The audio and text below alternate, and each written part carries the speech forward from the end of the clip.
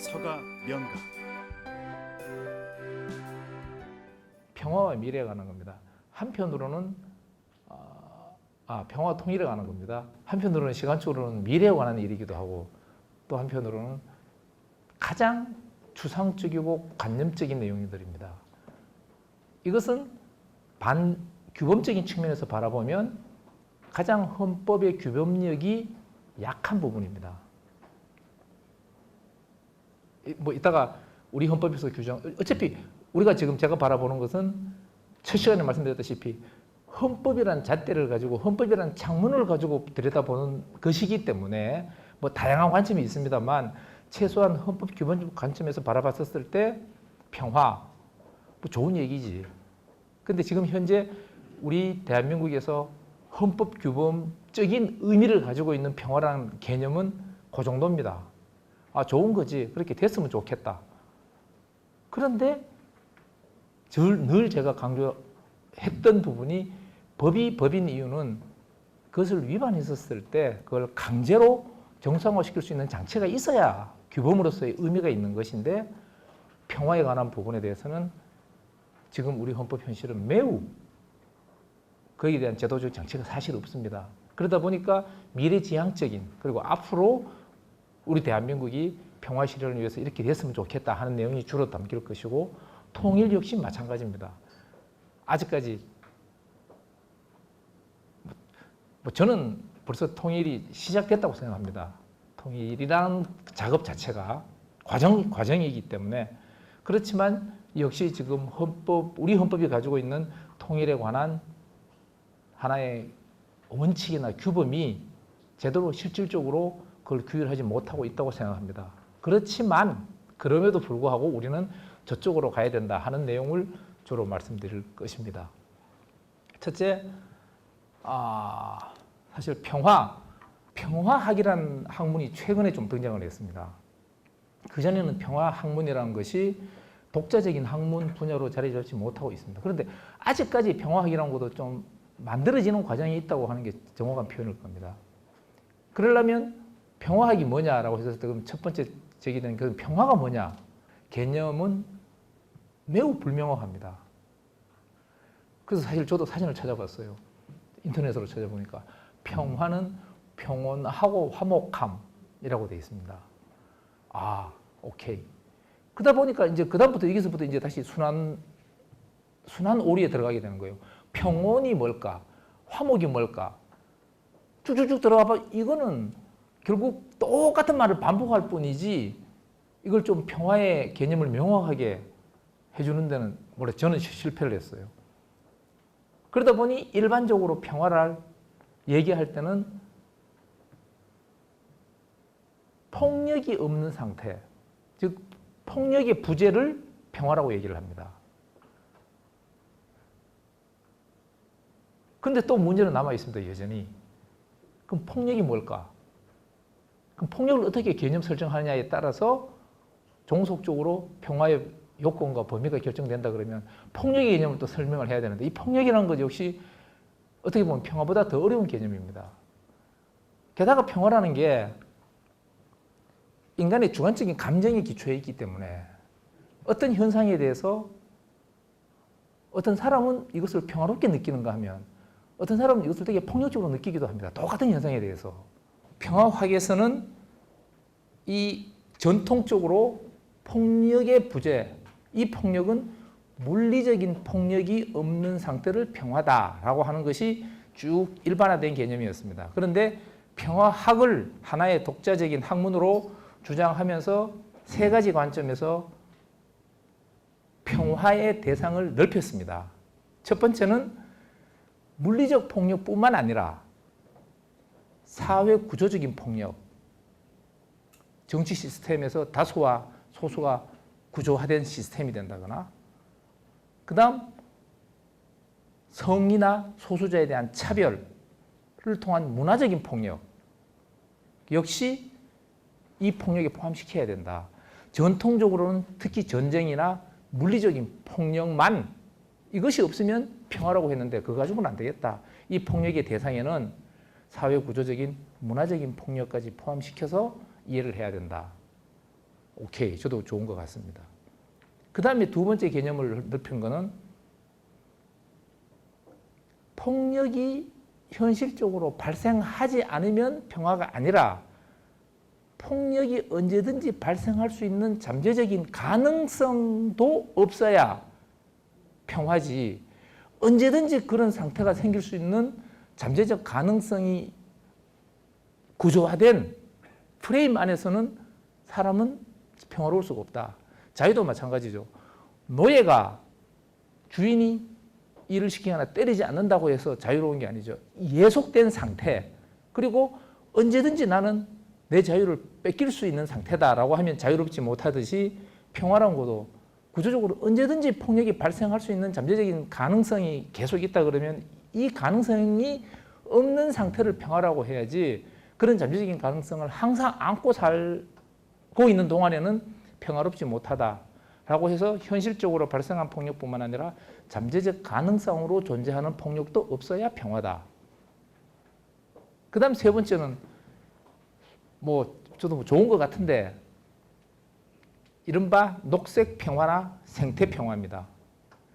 인간에 국한시키지 않고, 사실 평화라는 개념은 어떤 인문학적 가치거든요. 그래서 사람 중심입니다. 기본적으로.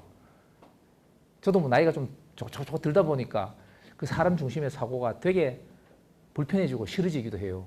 평화학에서는 자연적인 평화, 자연적인 질서가 형성되지 않으면 인간도 행복할 수 없다. 그렇기 때문에 인간이 진정 평화로우려면 자연의 평화가 보장돼야 된다. 그래서 이걸 이제 생태평화 혹은 녹색평화라는 이름으로 범위를 인간 휴머니즘의 가치만이 아니라 자연까지 확대해야 된다. 그것도 저는 좋다고 봅니다. 그런데 약간 불편한 건 이거 역시 정말 인간 중심적인 사고에서 나온 게 아닐까 하는 생각. 그렇더라도 평화라는 것이 정말 한편으로는 생각해 보면 만약에 평화의 개념을 그런 식으로 대상을 확대하고 그 다음에 잠재적인 가능성의 부재까지도 포함시킨다면 곰곰이 생각해보니까 저는 자연의 관점에서 봤을 때 평화는 인간 세계에서는 불가능하다고 생각합니다. 그거 어떻게 가능하겠냐. 인간이라는 것 자체가 본성이 못 믿을 인간이고 정말 종족뿐만 아니라 자기 권력의 유지와 확장이 인간의 본성이고 그것 때문에 살아가고 있는데 서로 다른 생각과 생활 방식이 어울려서 살아가고 있는 이 세상에서 평화가 가능할까? 야, 이건 불가능하다. 기본적으로. 더구나 잠재적 가능성까지. 그 다음에 생태평화까지 포함시킨다 그러면. 그렇지만 저는 기본적으로 자연의 관점에서는 오히려 그 말이 맞다고 생각해요. 저는 불가능하다고 생각합니다. 그렇지만 불가능하다는 거 하고 그래서 내가 어떻게 살아갈래 하는 문제고 또 다른 문제다 보니 존렌의 관점에서는 그래, 우리는 평화를 지향해야 된다. 그러면 누구나 평화를 지향하고 살아가는데 이 평화의 본질이 뭐냐? 이건 자유하고 되게 저는 밀접한 관계가 있다고 생각해요. 인간은 누구나 평화롭게 살기를 원하고 폭력이 없는 상태에서 살기를 원합니다. 그리고 그 가치는 결국 인간이 존엄과 가치를 가지고 자유롭고 평등하게 살아가는 그러한 세상을 꿈꾸기 때문에 인간 본성에 부합한다고 생각합니다. 바로 이 지점에서 저는 법하고 평화가 만날 수 있다고 생각합니다. 우리 헌법이 지향하는 국가 공동체가 바로 모든 인간이 존엄과 가치를 가지면서 행복을 추구할 수 있는 그런 국가 공동체를 만드는 게 우리 헌법의 목표입니다. 그리고 평화학에서 지향하는 평화의 개념은 결국 그런 세상을 만들자는 겁니다. 그리고 인간이 국가를 만든 것도 사실은 평화로운 세상을 만들기 위한 수단으로서 국가를 만들었고, 그런데 이 국가가 안전하게 그 궤도를 잘 이탈하지 않고 돌아갈 수 있도록 해놓는 그 하나의 규범이 헌법이기 때문에 결국 평화하고 법이라는 것은 밀접한 관련이 있다고 생각합니다. 평화에 있어서 법이 뭐냐? 저는 두 가지입니다. 하나는 평화를 실현하는 수단이 법이라고 생각합니다. 본질적으로. 그래, 폭력이 없는 상태. 서로 다른 생각과 생활 방식이 공존할 수 있는 기술이 저는 법이라고 말씀을 여러 번 드렸습니다. 그런데 서로 생각과 다른 생활 방식을 가진 곳에서는 폭력이 발생하기 매우 쉽습니다. 서로 다르기 때문에. 그리고 서로 다른 폭력이 발생하는 상태라면 다양한 생각과 가치가 공존할 수가 없습니다. 그러면 평화는 존재할 수가 없습니다. 이걸 가능하게 만드는 것이 법이기 때문에 이 법은 평화를 목적으로 평화를 실현하는 수단으로서 의미가 첫째입니다. 그 다음 두 번째는 이와 동시에 다소 모순될 수도 있습니다만 평화의 내용과 범위를 확정하는 것이 혹은 한계 지우는 것이 법입니다. 아까 말씀드렸다시피 평화라는 것은 개념이 매우 불명확합니다. 나한테는 평화지만 다른 사람한테는 폭력일 수 있는 것이고 또한 한 사람을 위한 평화라는 것은 다른 모든 사람에 대해서는 평화가 아닐 수가 있기 때문입니다. 그러다 보니 결국 평화와 어떤 것을 평화고 어떤 것을 폭력으로 규정할 것이냐 기준이 있어야 됩니다. 객관적인 기준이 있어야 됩니다. 그래야 공존할 수가 있습니다. 그 기준이 법입니다. 그래서 평화의 내용은 평화의 범위는 평화의 요건은 법적 이념에 부합해야 되는 겁니다. 그래서 평화라는 것은 국민 주권 법치국가 자유민주주의와 조화로울 수 있는 범위 안에서 그 평화가 헌법적 가치로 수용되는 것이지 나 혼자 생각, 나한테 평화만 가지고 헌법적 가치로 인정받을 수는 없습니다. 또한 내용과 범위뿐만 아니라 평화는 이것을 실현하고 달성하는 과정에서도 법적 절차에 따라서 법적 이념에 부합해야 즉 적법 절차의 원리에 따라서 평화를 실현해야 그 평화가 헌법적 가치로 보장받을 수 있기 때문입니다. 물론 일방적으로 평화를 위해서 평화는 목적이고 법은 수단이다라고 머물지는 않습니다. 방금 이중적인 지혜로 있다고 말씀드렸는데 하나는 법은 수단에 불과하다. 그렇지만 또 한편으로는 법이 평화의 내용과 방식과 절차를 규율하는 통제장치로서도 기능을 합니다. 그러다 보니 결국 평화와 법의 상관관계는 평화가 지향하는 게 뭐냐? 결국 여러 번 말씀드렸던 그런 국가공동체, 인간의 존엄과 가치를 존중받고 자유롭고 평등하게 자기가 생각하는 행복을 추구할 수 있는 그런 국가공동체를 원한다. 이것은 평화의 목적, 평화도 평화 자체가 목적이 아니죠. 평화도 결국 그러한 세상을 만들고자 하는 것이 평화의 목적이고 그게 또 법의 목적이기도 합니다. 그래서 공통의 목적을 가지고 있고 평화와 법은 상호 우전적으로 좋은 법이 만들어져서 평화를 증진시키고 그리고 또 훨씬 더 증진된 평화는 훨씬 더 좋은 법을 만들고 그 법은 다시 또 증진 이러면서 서로의 선순환을 통해서 상호 서로에게 의미를 부여하고 강화하는 구조가 돼야 됩니다. 평화가 깨졌을 때 법이 어떻게 그걸 회복시키냐가 기본적으로 법치의 핵심이기 때문입니다. 사적 영역에서는 개인들 사이 관계이기 때문에 거기에 맡겨둬야 됩니다. 그렇지만 인간은 믿을 수가 없기 때문에 그쪽에서도 분명히 자기네들이 자율적으로 좋은 상태를 못 만들어. 그러면 국가가 개입을 해서 그걸 다시 교정을 해주고 특히 주목할 부분은 공적 영역이죠. 개인과 국가와의 관계. 국가 위험하죠. 국가 엄청난 권력체입니다. 그거 사람들이 움직입니다. 그러다 보니 개인과 국가와의 관계에 있어서 평화는 늘 깨질 위험성이 있습니다.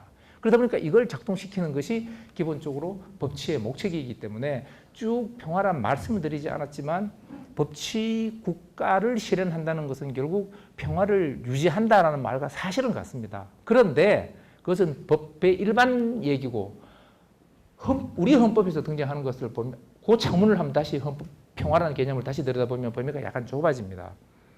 우리 헌법 전문에 보면은 평화적 통일을 지향하고 그다음에 밖으로는 항구적인 세계 평화와 인류 공영에 이바지한 대단하죠. 우리나라 헌법. 그런 국가를 지향하고 있습니다. 하여튼 항구적인 이 자연의 관점에서 불편하죠. 항구적인 세계 평화 가능할까요? 인류 공영 뭐 어쨌든 그걸 헌법에서 우리나라 대한민국은 이런 국가가 돼야 된다라고 하는 헌법적 가치로 전문에서 규정을 해놓고 있습니다. 그 다음 구체적으로 평화란 단어가 지금 평화란 단어가 들어가는 조항을 얘기하고 있습니다. 그 다음이 5조 1항에 보면 대한민국은 국제 평화의 유지와 국제 평화를 유지하고 침략 전쟁을 부인한다. 그 규정을 하고 있습니다. 국제 평화를 유지하도록 노력해야 된다고 헌법에 규정을 하고 있고 침략 전쟁은 우리는 안 하겠다 부인하고 있습니다. 그 다음에 4조에서 우리는 통일을 해야 된다. 그런데 이 통일 원칙이 평화적 통일을 해야 된다라고 해서 평화적 통일을 우리 헌법에서의 통일 원칙으로 규정을 하고 있습니다. 이게 평화에 대해서 직접 규정하고 있는 겁니다.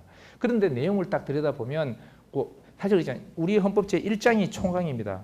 1조부터 9조까지가 총강, 기본 원리를 써놓은 겁니다.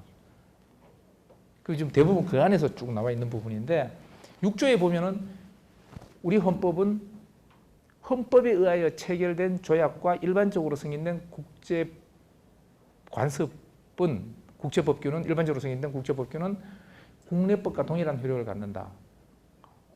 라고 해서 국제법도 국내법으로 인정을 하고 있습니다. 이것도 결국 국제 평화를 실현하기 위한 수단이죠.